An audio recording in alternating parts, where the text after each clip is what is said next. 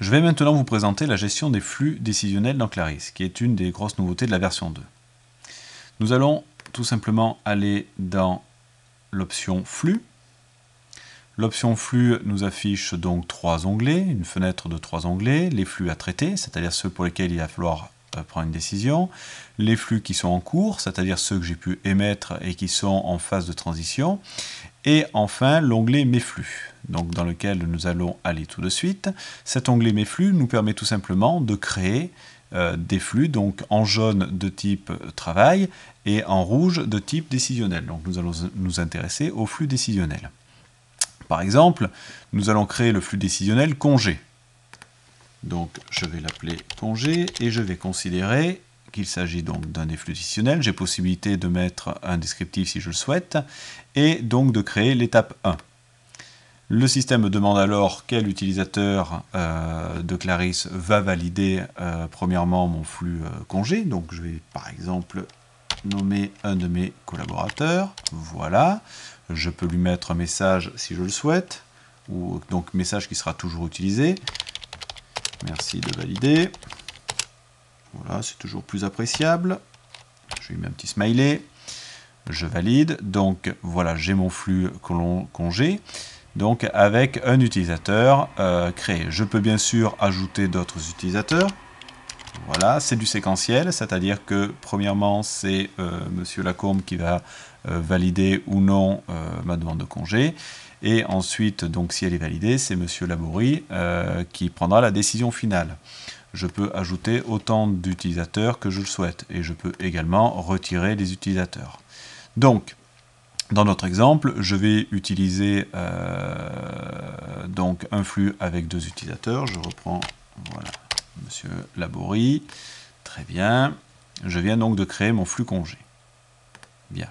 Maintenant, imaginons que ceci, je vais le renommer, soit une demande de congé. Clic droit. Clarisse envoyé vers. Le système m'ouvre alors la fenêtre de dépôt de documents. Donc par défaut, reprend le nom du fichier. Je vais le laisser tel quel, ça va bien. Date de dépôt, c'est la date du jour. Version 1. Thématique, eh bien, je vais mettre ça dans ressources humaines, par exemple. Le classeur, ben, ça me concerne, donc voilà, ça va être une correspondance. Je crois que je n'ai pas de section liée au congé. J'ai dû oublier ça.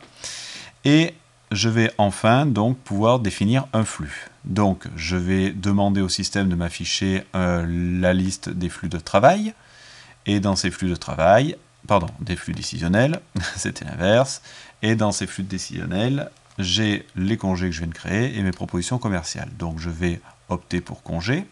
Automatiquement, le système reprend donc les destinataires. J'ai possibilité, si je le souhaite, de modifier. Allez, je vais enlever le merci de valider. Voilà. Donc, et éventuellement, je vais mettre ce merci de valider à Monsieur Laborie. Donc le système ne fait que recopier finalement le flux congé, mais après je peux le modifier, je peux même, si je le souhaite, rajouter d'autres étapes. Voilà, vous voyez, c'est aussi simple que ça. Je peux réordonner, comme je le souhaite, et une fois donc que j'ai donc déterminé mon flux, il me suffit tout simplement de déposer. Voilà. Dans l'option flux, dans mes encours, ici, donc le système charge tous mes flux, j'ai bien ma demande de congé qui est là, et je vois tout de suite que je suis en étape 0 sur 2, puisque personne n'a encore pris connaissance, que la demande a été faite depuis 0 heure, hein, c'est tout récent, et dans la petite bulle qui s'affiche, je m'aperçois que c'est bien Monsieur Lacombe qui doit valider, et Monsieur Laborie, dans un second temps, qui devra valider. Voilà, et pour chacun de mes flux, j'ai des informations.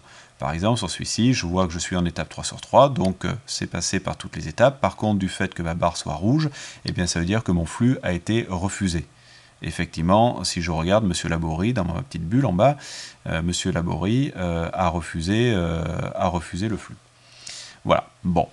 Donc, je sais que la prochaine étape, c'est Monsieur Lacombe. On va donc se connecter avec le profil de Monsieur Lacombe. Je me déconnecte donc de Clarisse. je me connecte avec le profil de Monsieur Lacombe. Voilà. Bonjour Aurélien, très bien. Aurélien, donc, voit que dans ces flux ici, il y a 4 demandes en cours. Voilà, dont ma demande de congé. À partir de là, Aurélien peut bien sûr prendre connaissance de la demande, peut la consulter, ce qui est tout à fait normal et logique. Et bien sûr, prise de décision. Donc, il peut accepter ou refuser. Pour le moment, rien ne peut être fait tant qu'il n'a pas motivé sa décision. Donc, c'est une sorte de signature. Je suis OK. J'accepte la diffusion. Donc, je vois que la prochaine étape sera donc Monsieur Laborie. J'enregistre. Rechargement de la liste. Et effectivement, mon flux vient de partir donc à Monsieur Laborie. Et je n'ai plus que, donc Aurélien Lacombe n'a plus que 3 demandes à traiter. Bien, je me déconnecte et me reconnecte en Monsieur Laborie.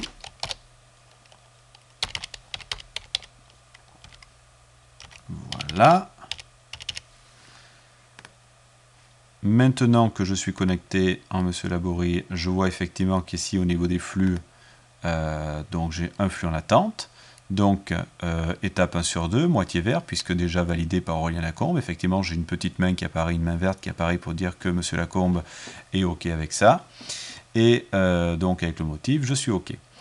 À partir de là, M. Laborie peut bien sûr consulter la demande, ce qui est tout à fait normal, et prendre lui aussi sa décision. Donc, lui aussi est obligé de motiver. Je suis OK. Très bien. Accepter la diffusion. Et donc, on voit que soit je peux diffuser le document, c'est-à-dire qu'à partir du moment où toute la chaîne a validé, eh bien le document devient diffusable dans Clarisse, c'est-à-dire que les autres collaborateurs ont accès à ce document, bien sûr s'ils ont des droits d'accès qui ont été définis, si on n'a pas de droit d'accès, il n'y aura pas d'accès du tout. Mais M. Laborie, en tant que dernier validant de la chaîne, a possibilité, s'il le souhaite, lui aussi de rajouter des étapes. Donc il n'a pas de flux qui ont été paramétrés, mais peu importe, on peut très bien dire maintenant ce flux doit être validé par Madame Lescure, par exemple. Et du coup, créer une continuité à ce flux. Donc on ne va pas faire ceci. Hop là, on décoche, et à partir de là, je diffuse, donc tout simplement ma réponse. Voilà, donc M. Laborie n'a plus de documents à traiter. Et si je me reconnecte en Alexandre Guinjard, donc déconnexion, A.Guinjard, voilà, et que je recherche maintenant dans Clarisse tout simplement ma demande de congé. Hop là, demande de congé, vous voyez, donc ici j'ai un indicateur rouge qui me dit que le système est passé par un flux décisionnel, et si je consulte le détail, je vois tout de suite que ce flux a été validé par Éric Laborie et Aurélien Lacombe. Et j'ai ici le récapitulatif du flux, voilà, avec les commentaires, les motifs, etc. Donc un document peut passer par plusieurs flux. Entre autres, quand on va changer la version du document, bien sûr, si un document est passé au travers d'un flux et qu'on fait une version 2 de ce document, eh bien, la version 2 sera également obligée de placer au travers d'un flux décisionnel. Et donc, dans notre petite fenêtre ici, on verra tout l'historique des flux. Version 1, ça a été validé par telle et telle personne. Version 2 a été validée par telle et telle personne, etc., etc., etc. Donc, voilà de quelle manière sont gérés les flux décisionnels au niveau de Clarisse. Bien sûr, il est important de préciser que à chaque étape, les collaborateurs reçoivent un email les informant qu'ils ont un flux à valider, et bien sûr l'émetteur du flux, donc à la base moi-même, reçoit également un email m'informant de l'avancement des flux. Donc je sais à tout moment que telle personne a validé ou invalidé ma demande. Bien. Que dire de plus sur les flux? Si lorsqu'un document donc passe au travers d'un flux décisionnel, il n'est absolument pas modifiable. Même si on a un droit d'écriture normalement sur ce document, à partir du moment où il y a le flux décisionnel, le document n'est pas modifiable, ce qui est tout à fait logique. Si on souhaite modifier un document dans un flux, en ces cas-là, on passe par ce que l'on appelle le flux de travail que je vous présenterai un petit peu plus tard. Voilà, très bien.